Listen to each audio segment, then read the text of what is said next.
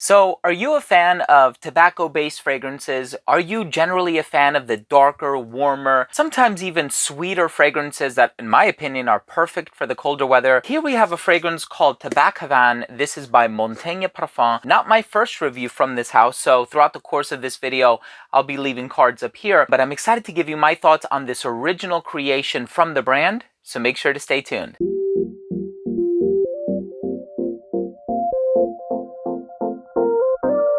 Now, before I begin my fragrance review of Tabac Havane by Montagne Parfums, and I tell you all about this fragrance, which has cinnamon and leather and tonka bean and oud and sandalwood and of course the namesake tobacco, I do want to start things off by mentioning that if you are a fan of fragrance related content, please do consider supporting this channel by subscribing to it. Make sure to enable all notifications by clicking on the bell icon, and of course give this video a thumbs up if you take something of value from today's episode. Now, of course, this is an original creation, and I looked at the note breakdown and every single note in there sounds amazing. From the cinnamon to the tobacco to the leather, the tonka bean in the base lending the composition a little bit of sweetness, and then of course you have this dual woody base with the sandalwood and the cedarwood, but then you have some other spices in the opening including cardamom and saffron, which I think is adding to the leather accord. But in any case, this is my style of scent. These are the types of fragrances that I love to wear in the colder weather,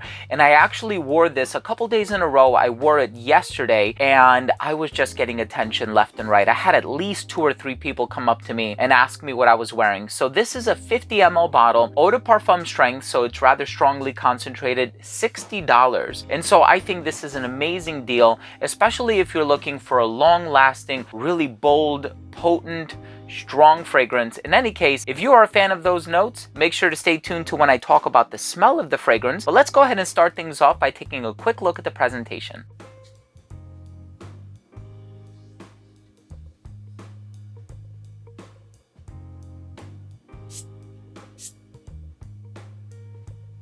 So of course, in the opening of this fragrance, it's sweet and resinous and spicy and a little ambery as well. And I'm also kind of getting like this honeyed nuance from the fragrance. And honey is not listed in the note breakdown, so I was a little surprised. I'm guessing that the majority of that sweetness is coming from the tonka bean, but there is something that kind of reminds me of honey, like thick, syrupy. At times it kind of smells like molasses. And after spending about 5 minutes with it, I realized what it's kind of reminding me of. So it's kind of reminding me of those sweet, ambery, spicy, cinnamony types of fragrances like Oajan by Parfums de Marly, Manhattan by Roja Parfum, Ambre Narguilé by Hermes. There's a lot of fragrances that kind of fall within that thick, syrupy, honeyed, ambery quality, but this has that noticeable oud note. Now, here's the thing that I think will please a lot of people. It's not of the barnyard variety.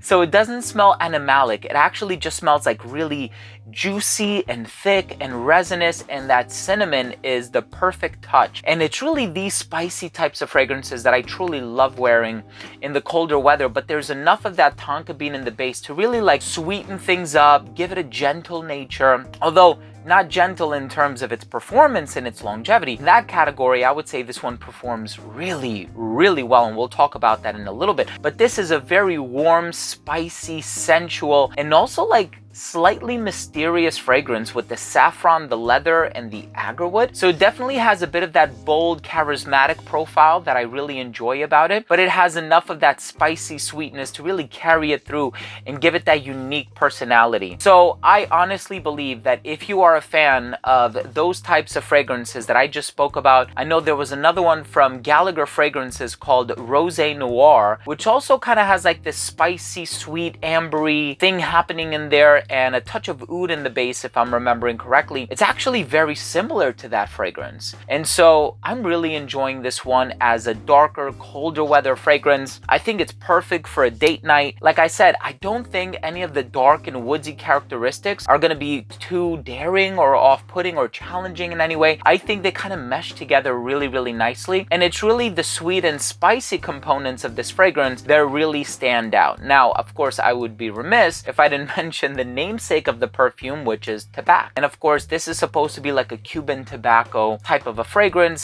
given the name Havane, right? Because Havana is located in Cuba. And the tobacco in here is that cherry moistened, sweet pipe tobacco. It's not dry, it's not leafy, it's not herbal, it's not fresh in any way. It's really warm and sweet, and it has like this sticky, syrupy quality about it, which I think is like amazing. So I personally really enjoyed these types of fragrances, and I have done videos on a few others, and so at the 3-minute mark of this video I left a card up here. Of course, you may certainly rewind if you'd like to check that out, but I think that this is a solid original creation, and of course it leaves me wanting to try other original creations that this brand will be putting out in the future, hopefully, because this one is one that I was really impressed by. Let's go ahead and finish things off with my overall assessment. Now first, in terms of the uniqueness and the overall smell, I think this one is fairly unique, given the fact that it does kind of fall under that classification of, you know, these sweet, spicy, ambery fragrances comparable to Ambre Narguilé and Rosé Noir in Manhattan and Oajan, so on and so forth. But it still kind of does its own thing with the tonka bean, the woods, the leather, the sandalwood, kind of adding this creamy sweetness. There's nothing floral about it, it's just sweet,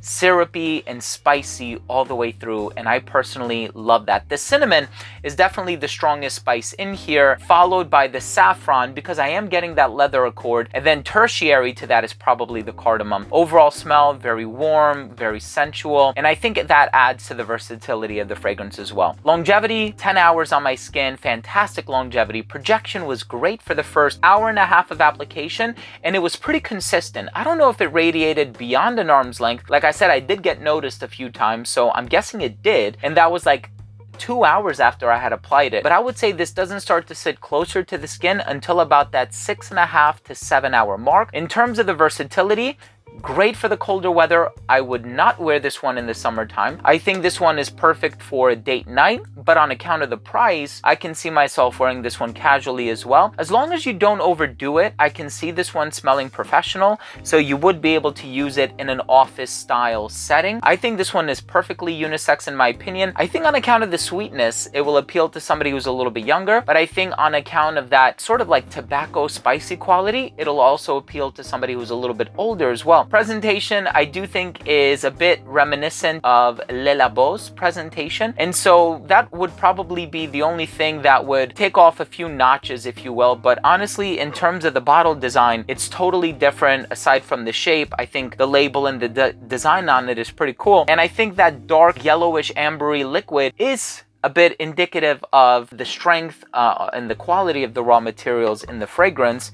as it typically is. So my final verdict on this fragrance is, if you are a fan of tobacco-based fragrances, if you like fragrances like Oajan by Marley, Manhattan by Roja Parfum, which I know they only made like 100 bottles of it, but this fragrance is right along those same lines for only $60 American, if I remember correctly, for a 50 ml eau de parfum. I think this is a solid deal if you are a fan of this genre of fragrances. So there you have it, ladies and gents. Thank you so much for joining me today. Awesome fragrance by Montagne Parfums. I really hope you have the opportunity to try this one. I'm going to leave links down below. They are not affiliate links, so I do not make a commission if you purchase through those links, but for your convenience, I am going to leave links down below. Thank you so much for watching. I hope you enjoyed this video. I hope you took something of value from this review. If you did, please do consider supporting this channel by subscribing to it. Make sure to enable all notifications by clicking on the bell icon, and of course, give this video a thumbs up if you took something of value from today's episode. Thanks again for watching. Love you all.